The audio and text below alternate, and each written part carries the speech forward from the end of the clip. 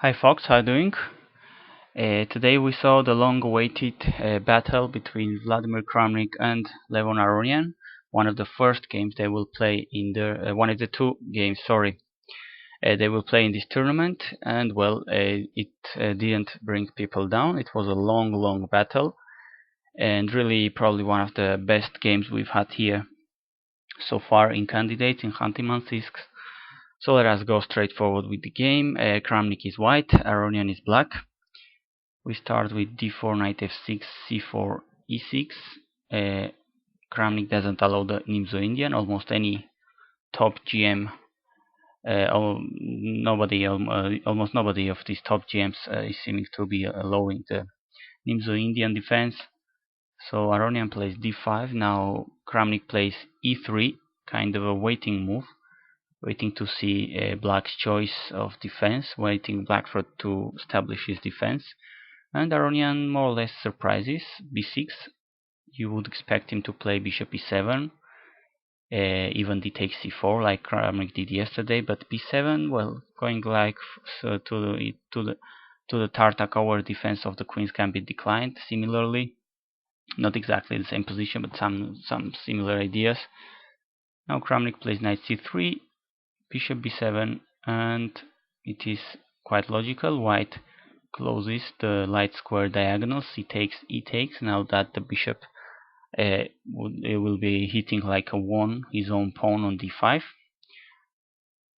Now he plays bishop b5 check.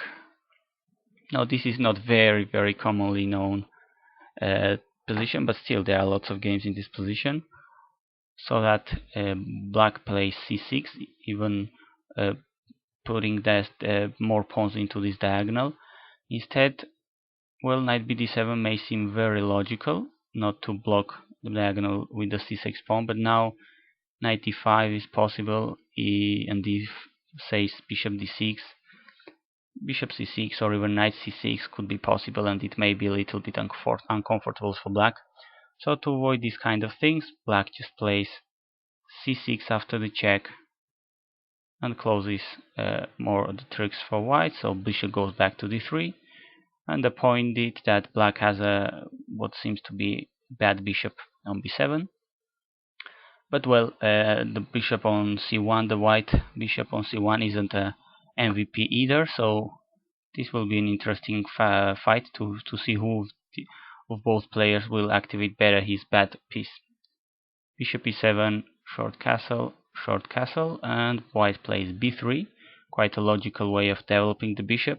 If white is able to kind of break the pawn center someday and make this bishop work in the big diagonal. Otherwise, it will really look terrible, ridiculous on b2. Knight bd7, bishop b2, rook e8, knight goes to e5, centralizing, quite logical moves. And now bishop d6, Aronian played. Well, he could have probably taken on e5. If d takes, knight d7.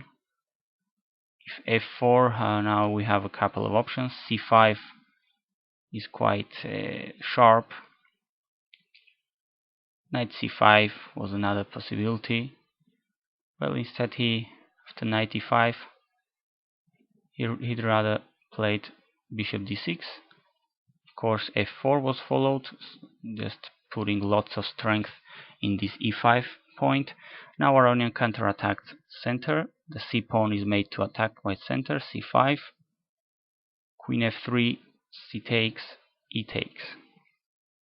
Now black position seems more or less okay. It's quite solid, but it may be vulnerable to kingside attacks. And well, in my personal opinion, I'd rather be white here. It's, I think, more easy to play with white, while black doesn't have that active counterplay. So well, he must be careful, because if the queen goes to good squares on the king side, the bishop on d3, the knight on e5, even the rook on f1 could be important pieces to develop an attack against the king. Here Aronian plays bishop b4. He thinks it would be good to exchange this bishop for the knight on c3, and well, a human move. Kramnik doesn't allow that. He probably thought the knight could be a useful piece to attack in the king side. Otherwise, well, he could go with a3, and if bishop takes, and now if knight e4, which could be the original idea of black, if have a little more, a little less pressure on e4 square, so that he can put the knight on e4. Now it is possible to play bishop b5, pinning the knight, also attacking it twice with the knight and the bishop, so that white wins the exchange here. Bishop takes, rook must take, knight takes, queen takes.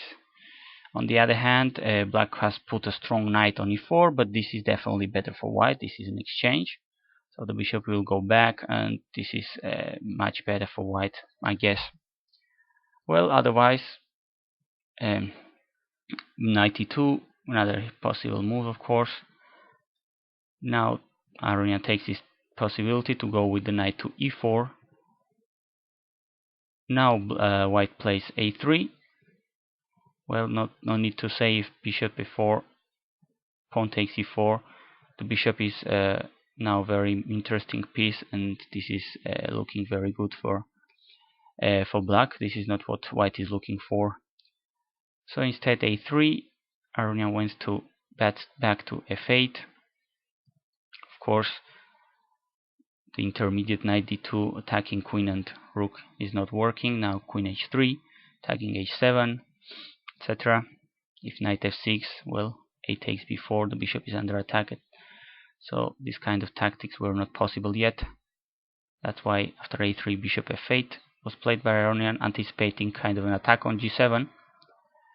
Now rook a d1 to stop the fork on d2 with the knight. Now a6, both players trying to fix positions to get good pawn position on the queen side. And now a4 played, and now Aronian goes with rook c8, putting the rook in an open file.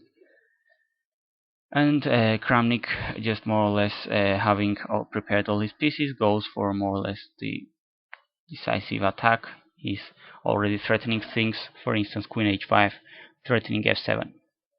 Well, g6 seems more or less forced. There were other ways of defending f7, but probably g6 is the most accurate one. Now queen h3, knight d to f6, and f5. Very dangerous move, trying to open up lines. The rook could be a very important piece if the f file is opened, etc. Of course, if g takes f5, now as I said, queen takes, there are a lot of threats. The bishop is potentially very good on the light squares, the rook is also already working on the f file, etc. That's why a very careful approach for black is needed here, and Aronian finds very interesting move, g5, kind of stopping the bishops and the rook's attack on the king side. Now knight g3, the knight gets in. As we saw, knight e2 was a useful move. Now the knight joins the attack, and b5 is the move played here by Aronian. Very tense game, as you can see. Black is really in a big danger of being checkmated in a couple of moves if he's careless. His kingside position seems rather dubious. So really a very tense and exciting moment here. Well, if knight takes g3, which was another possibility for black, now queen takes g3, the g5 pawn is under attack. If h6, h4 might be considered, knight h5, queen g4, and if knight f6, now queen could go to f3, and still white is threatening to open up black's king position even more. Well, b5 trying to get some counterplay on the queen side, a takes, and an intermediate queen b6. Kramnik considered it was safer to play first king h1 to get away from that diagonal in which the queen might someday be a little dangerous. Otherwise, if he accepts the pawn sacrifice, now bishop takes a6, and suddenly the bishop on b7, which was not a good piece at all, is now quite active. And the knight, well, is looking good here. The queen is on the dark squares diagonal, so there may be some counterplay activity for black here to compensate his kingside weaknesses. Instead, Kramnik plays first, safe, moves king h1. Now a takes b5. He finally goes for bishop takes e4, d takes e4, d5. Suddenly the bishop on b2 is finally activated into a water piece. It's kind of a monster here. The dark squared big diagonal is going to play a major role in the game so far right now. And well, on the other hand, both players have a passed pawn quite advanced. The one on e4, the one on d5. So this is very razor sharp game right now, and really everything could happen. e3, of course, threatening to someday to go to e2, and this is basically the source of counterplay for black. Otherwise, if he hadn't this pawn, probably his position, black's position, would be one to resign. Now knight g4, attacking the knight on f6 with 2 pieces. It must be taken. Queen takes g4. g5 is threatened. h6. Well, it could be probably played queen h6. Now knight h5, threatening to check there on f6. And bishop e7 is kind of forced. So if black makes just a stupid move, bishop a8, this is absolutely crashing, of course. Just to show it, knight f6 check, king h8, knight takes e8, discovered check, and the game is absolutely over, of course. So bishop e7 would be necessary here. Still, now queen goes back to e2, bishop d8, protecting that pawn, and now d6. And look at these funny pawns. Both players have a pawn on the 6th rank, and both of them kind of threatening or willing to fork both enemies' rooks. So this is really a funny diagram to watch. Not you don't see this kind of pawns every day. Both of them willing to fork enemies' rooks. So okay, this was another possibility. Probably not that great for black as h6. Aronian found really very resourceful defensive moves here in the game, so kudos to him. Now knight e4, and the position seems rather lost for black, as he barely can stop the check, the discovered check, etc. Bishop g7 doesn't work because bishop takes. I mean, if bishop g7, probably bishop takes, and either sacrificing on g5 right now or checking first and sacrificing then. There must be lots of checkmate ideas here. So the only defensive resource after knight e4, it was the brilliant defensive move rook c2 for black. Absolutely amazing, attacking the bishop, threatening the fork with the pawn, and in fact forcing his own queen sacrifice, which is the only move to hold the position.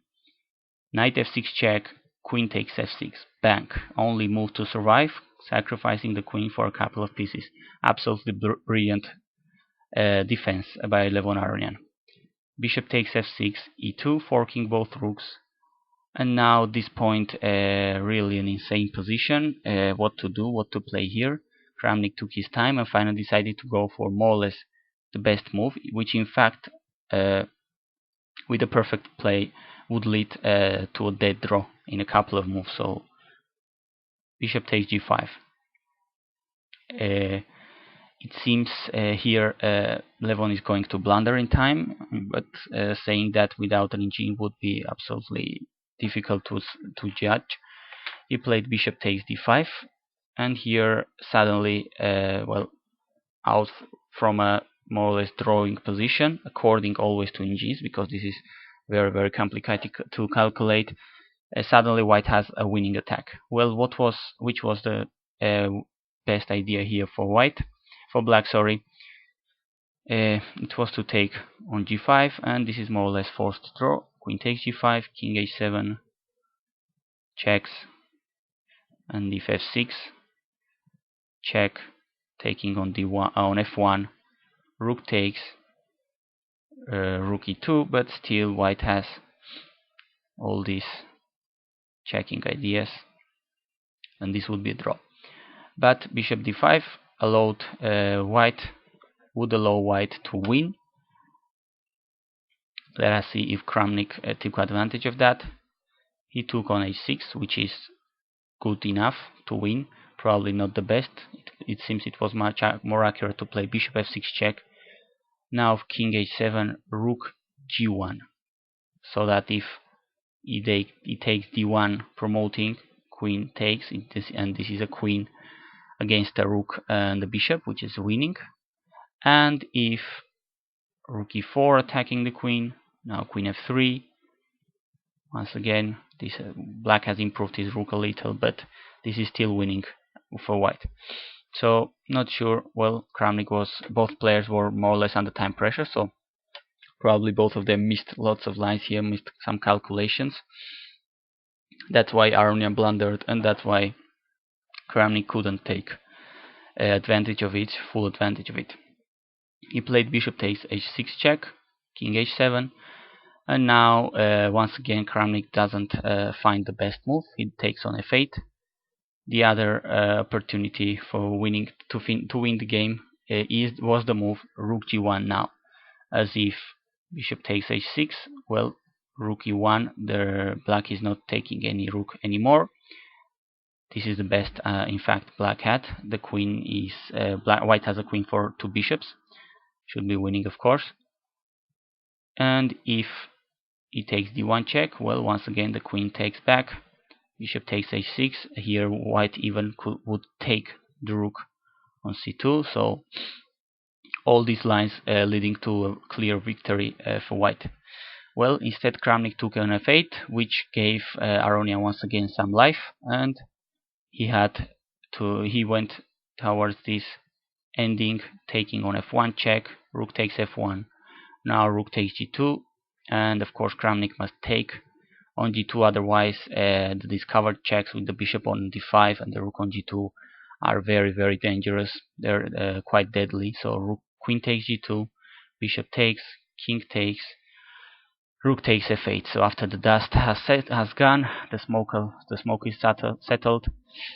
A more or less drawish rook endgame has arisen, and well, in what was supposed to be a very, very good position after that bishop takes d5, kind of a blunder by Aronian, Kramnik didn't capitalize that error, and now he's after the nearly after the time control.